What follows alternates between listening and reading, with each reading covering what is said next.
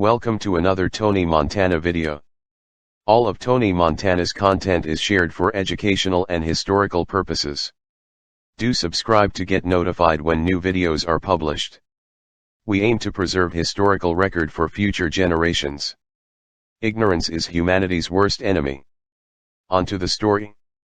This is the story about how a little boy from rural Nebraska became one of the most notorious dog fighters that ever lived. It's a story about how he got started, many of the events that took place in his life, and how he finished. His name was Ricky. He was born in a small southeast Nebraska town, spending much of his childhood in Ruyo, a small village on the Missouri River. He was a poor, curly-haired kid who could have passed as being biracial. His dad, Doyle, was a hard worker, but bounced around from job to job, painting, railroad, you name it. He loved trapping and hunting. Ricky loved to tag along and help his dad. Doyle was a well-respected man in the village of poor folks. He was an honest and hard-working guy, one of the best trappers around. He'd learned a lot of it from his grandfather in White Cloud, Kansas, another river village just south on the river. The family was poor and the pelts were an important supplement to their income. They also had some good coon dogs which they hunted at night. Once the animals were skinned, their hides were stretched. After the hides dried a few days, Ricky would help scrape the excess fat off their skin. The carcasses were usually chopped up with a hatchet and fed to the hounds. Sometimes they'd build a fire and cook the meat in a 5-gallon bucket for the dogs. The family also ate squirrel, rabbit, and quail frequently. Ricky grew to love hunting and enjoyed eating the game. He also grew to love seeing the hounds fight the coon after it was shot out of a tree. Ricky and Tippy were about the same age and grew real close. Ricky often would sick old Tip on dogs that went by the house, up the street, or came in the yard. Old Tip had about a quarter bulldog in him. He weighed 35 to 40 pounds and for a cur dog, was one tough little dog. Ricky's mom wasn't happy with the backwoods way of life in Rulo and left Ricky's dad when he was 5. She took the kids to Falls City, 10 miles away, to the big city of 6,000. She was a very pretty, high-strung woman. She was also aggressive, hard-working, and temperamental. Ricky was crushed when his family split. He loved his mom, but he was close to his dad and especially close to his paternal grandparents in Rulo. So he stayed with his grandpa and grandma weekends, school vacations, and summers. His dad stayed with the grandparents a lot too and spent time with Ricky when he could, but began drinking. As his drinking worsened, he spent less time with Ricky and more time in bars. Ricky's grandpa attempted to fill the void as father. The grandfather was an old Arkansasier. He was a great guy with a big heart. He loved kids, but he also drank excessively. Ricky was left at home with his grandma lots of the time. He'd go into the hound pen and play with the dogs or hang out with Tippy in the yard. About the most exciting things that ever happened to Ricky were going coon hunting at night, getting to run traps with his dad, or sicking Tippy on a passerby. Ricky's grandma didn't like Tippy fighting. She'd come out of the house if she heard a commotion. She'd throw water on the fighting dogs or beat them with a broom while Ricky hid behind a tree or behind the cellar and watched. Ricky didn't see a thing wrong with it. It was great entertainment. There wasn't much else to do, and besides, it was harmless. He had no idea that he would someday become a world-famous professional dog fighter. Even though Ricky enjoyed coon hunting with his dad and or grandpa, what he enjoyed more than listening to the hounds trail and tree, was the end, which sometimes ended in a heck of a battle between coon and dogs. In order to get a young hound to tree harder and really become obsessed with hunting hard, it's a common procedure for coon hunters to intentionally wound a coon by shooting him in the foot, instead of between the eyes for a humane killing. Once the coon is spotted in the tree, he is shot to get him out. After shooting a coon in the foot, for some reason, the coon usually comes crawling slowly down the tree, allowing the hounds to see him. A young hound that's not fully trained gets very excited and it gets the hound's blood boiling for more coon. When the coon gets 10 to 20 feet from the ground, he'll jump out wounded, but still able to fight. The hounds jump in and the coon fights gallantly until dead. Holding back the older dogs and letting the young hounds do the killing makes them more seasoned. If all you have is good older hounds, you normally try to kill the coon in the tree. It's not necessary to put wear and tear on a seasoned dog. When Ricky was about 10, he got to pick a pup out of a litter of hound puppies. From the time the pups got their eyes open, Ricky would play with them. When hound pups get 3 to 4 weeks old, they begin to wrestle with each other. By May 6th weeks they are establishing a pecking order. By continuously watching, Ricky knew exactly which pup was the boss. He named him King. He was a Walker hound, white with brown and black patches. King was the biggest, fattest, strongest pup in the litter. As the years went by, King was hunted frequently with the older dogs, his mom and dad and others. King was a lazy hunter. He wasn't impressive to Ricky's dad or grandpa. But because of Ricky, they kept feeding him long after most hound men would have shot him for being no more than a fair coon dog. But King was the best kill dog in the pack by far. Old King was seemingly satisfied with letting the others do the hard work of getting the coon up the tree. When the coon was shot out, King would take over on the killing part. This fascinated Ricky. He was extremely proud of King. However, his dad and grandpa's patience with King becoming an all-around coon dog ran out, and King disappeared. Ricky knew what happened, but he didn't ask for an explanation. He kept his feelings inside. He often thought of something he'd heard his dad grumble about when he thought about King. Ricky had heard his dad grumble something about the old man knocking pups in the head. His dad was angry because his grandpa had taken a newborn litter of hound pups out back, which was a big hill overlooking the Missouri River. On that hill was a huge red rock. In those days, when poor people wanted to dispense a litter of pups, they often knocked them in the head. This means you take a very young puppy by the belly and hind legs and swing their head into a rock or something solid. Their heads are soft and it smashes their skulls. It's brutal, but cheap. Quick note from Tony Montana: Tony Montana does not condone abuse of animals. We are only mentioning what was already in text and for the purpose of complete disclosure. The actions are not pretty or nice, but according to the text, they did happen at some point in time. Now back to the story. It's brutal, but cheap. Problem was, Grandpa paid for most of the feed and had enough dogs. Anyway, Ricky figured it out and he went and looked at this blood-stained rock. It stuck with him the rest of his life. He loved his grandpa dearly, but there was always that visual that produced a flicker of resentment that lasted into his adult years. Until he became hardened, possibly because of his involvement with dog fighting, or maybe just with life and reality. Ricky went through some unusual events at an early age indeed. What's going to be hard for all you non-sportsmen to comprehend is the love that he had for his dogs, even though he was at times brutal. By his mid-teens he'd killed many animals, all wild in the name of sport, but also to put food on the table. There were many farmers in the area. They all had a lot more money than the village folks. But they all congregated in the town's bars and at social events. Many of the farmers were coyote hunters. They would dump their hounds out and drive around sections in their four-wheel drive pickups, drinking and talking on CB radios. Some of them had sight dogs, wolf dogs or greyhound crosses. When a coyote was driven out to a place where he was visible, they would dump the sight dogs out, run the coyote down, and kill him quickly, pulling him in different directions. This is still legal, at least for the time being. Ricky couldn't help but root for the coyote sometimes. It seemed unfair to him, but he'd never heard of inhumane animal abuse at that time. Another thing that may seem ironic to readers when you compare it to dog fighting is deer hunting. It's perfectly legal for a bow hunter or rifle to shoot a deer in the gut and then wait for him to walk around, lay down, and bleed to death. It's also legal and a common practice today for a trapper to choke the trapped animal to death by putting a loop around his neck and pulling it tight. By not shooting the animal, you don't put a hole in the skin. Ricky is still weighing the decision of right or wrong on these issues.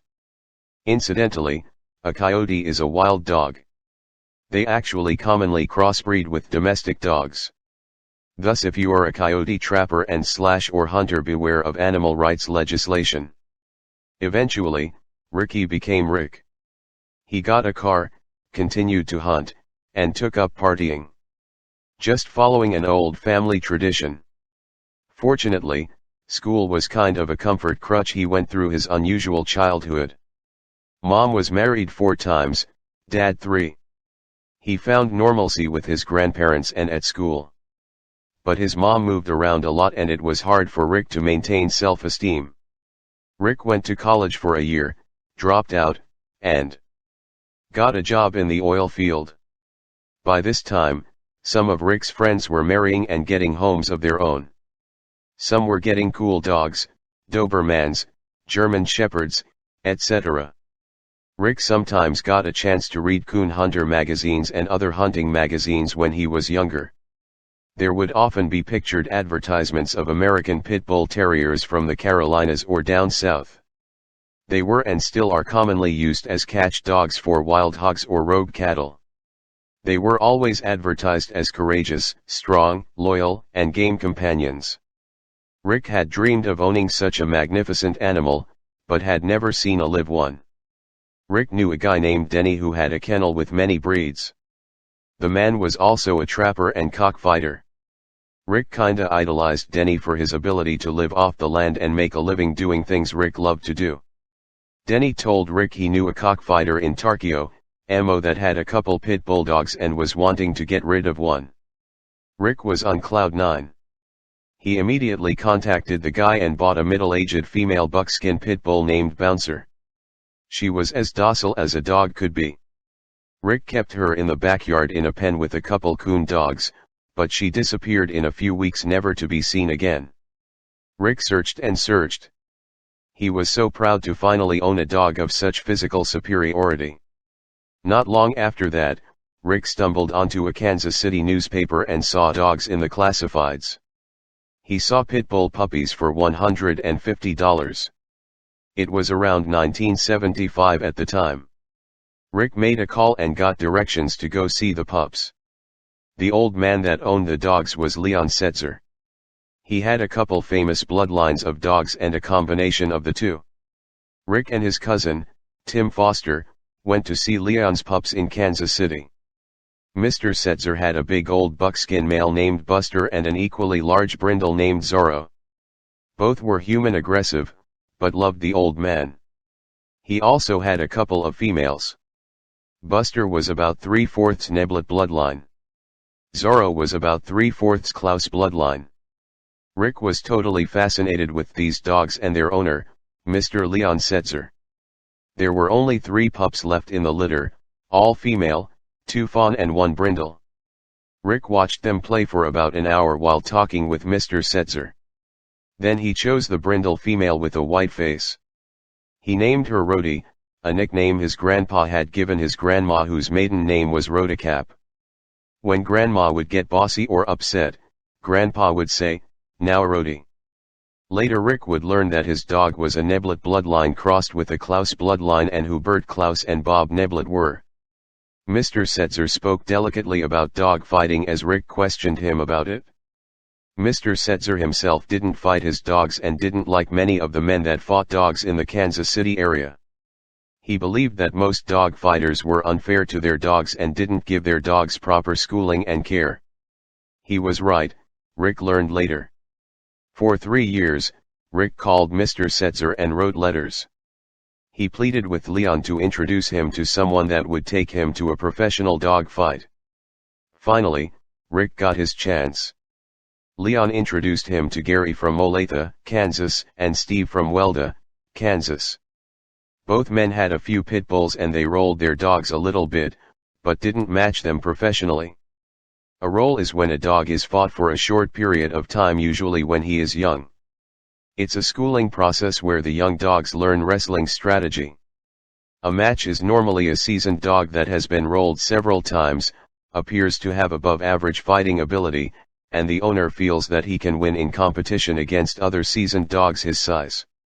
It wasn't a match that Rick got invited to, but some roles where many men from the Kansas City area brought young dogs to school with their peer dogs. After seeing the other men's dogs fight, Rick was hooked. He had taught Rhodey to sick just like his old childhood dog, Tippy. The problem was, Rhodey was the only pit bull within 100 miles that Rick knew about. She'd run off a strange dog that came in the yard and she would kill a cat in a New York second. But as Rick befriended Gary and Steve, he met a man named Crossland, who conditioned and handled dogs for the great Bert Klaus, the top referee and one of the most respected men in pit dogs. He was also a world-class cockfighter. Bert lived smack dab in the middle of Kansas City and kept several dogs and at times, nearly 1,000 chickens, back in the good old days when law enforcement only went after bad guys. Bert had bred pit dogs for many years and dogs of his background are known as Klaus bred dogs. Bob Neblett was another older gentleman from Missouri. It is said that he never lost a match. He also bred his own line of pit dogs and did a tremendous amount of line breeding and inbreeding. His dogs were of course known as Neblett dogs. Rick later owned many tight-bred Neblett dogs and was successful with them. After Rick talked to Crossland at some rolls, Crossland said he had a male dog that was Rhodey's size, about 43 pounds. Rick didn't know anyone that had a female to roll Rhodey with, so he was eager to see his dog fight and agreed. Crossland had recently purchased a high-powered Carver-bred dog out of Texas. At that time, a man named Maurice Carver from Texas was breeding some top-of-the-line dogs and selling a lot of world-class dogs. Crossland was very confident that his expensive dog would dominate. But to his surprise, Rhodey gave his prized possession more than he wanted. They let the dogs wrestle for 15 minutes. They got in each other's mouth and Rhodey pulled out both top cutters of the Carver dog. The Carver dog scratched hard. He was obviously a game dog. Rhodey made a trotting scratch. She wasn't completely turned on yet. FYI, scratching is when one handler holds his dog in his corner and the other dog is released from the opposite corner. The scratching dog has to run voluntarily 14 feet across the pit and make contact with the opponent. The handlers alternate scratching their dogs until one refuses. In a real match, as soon as one dog fails to scratch in 10 seconds, the match is over. So contrary to what the do-gooders tell you, it is not a fight to the death. It is a scratching contest. If one dog is being dominated by the other, there is no logical reason to continue and the handler of the losing dog simply tells the referee he is picking up his dog, throwing in the towel, so to speak. The referee then declares the dominating dog the winner. Game over. Real dog men, gentlemen of the game, don't allow a dog to continue taking unnecessary punishment. Unfortunately, there are punks in the dog game who disrespect their dogs and the sport. They refuse to pick up their dogs when they are badly beaten. It's similar to boxing, you see it once in a while. It happens, but if you want respect from the better gentlemen of the game, you don't participate in it or show respect to those who do it. You see way too much of it, especially in the urban ghetto branch of dog fighting. To many of these guys, it is all about hustling money and bragging rights, egos. Their dogs are simply pawns. It's these type of people that shouldn't be allowed to own pit dogs, not the professional lovers of the breed, who make tremendous sacrifices to preserve the game. American Pit Bull Terrier. Rick would be the first to tell you that if the gentlemen of the game would have kept the dogs to themselves, there wouldn't be all these laws against pit bulls and dog fighting. Real dog men respect each other. They respect their dogs and they respect their neighbors and the public. The horror stories you hear and read about when someone's pit bull bites a little kid or an elderly person is never a dog owned by a respectable dog man. The pit bulls you see in the cities that are used for guard dogs or to boost some idiot's ego are known as pet bulls to the real dog men. People encourage them to be aggressive and the next thing you know, they are killing the neighbor's dog or some unsuspecting kid. Most pet bull owners don't realize how dangerous a pet bull can be. These dogs need to be confined properly or at least supervised at all times. They are bred to fight, plain and simple. Do you disagree? Then why are they called pit bulls? Rick and the other real dog men keep their dogs secluded, either chained with chains, extra heavy-duty collars, and stakes, or in professional heavy-duty kennels. Only an idiot would allow a pit bull to run loose, put him in some piddly fenced yard, or on a wimpy chain you get from Walmart. Improperly confined pet bulls are a ticking time bomb and should be outlawed. Any idiot who doesn't respect his dog and knows how to take care of him should not be allowed to own a dog. At the Rolls, Rick met the great Bert Klaus. Bert was a large man with a prosthetic leg. He was feared and respected by everyone present. It was an honor to be spoken to by Bert. He didn't show any respect for the loudmouths or punk-acting hustlers that were always trying to be a part of the professional side of dog fighting. Bert was glad to hear that Rhodey had a lot of his breeding in her, and he took a liking to Rick because Rick was quiet and loved his dog, and Bert sensed that Rick was a true dog man. Even though many of the dog men complimented Crossland for his dog being so eager to fight and commended him for his dog scratching like a rocket, Bert told Rick, "There's nothing wrong with that little female, she doesn't quite know what's going on yet. She's gonna be alright." Rick was so proud to hear that. He felt like a new papa. And boy did Bert turn out to be right. You couldn't have bought Rhodey for $1 million. She was part of Rick's family.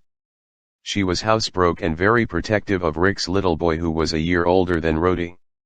Those two grew up loving each other. Rhodey would go everywhere with Rick. To work and to the bars.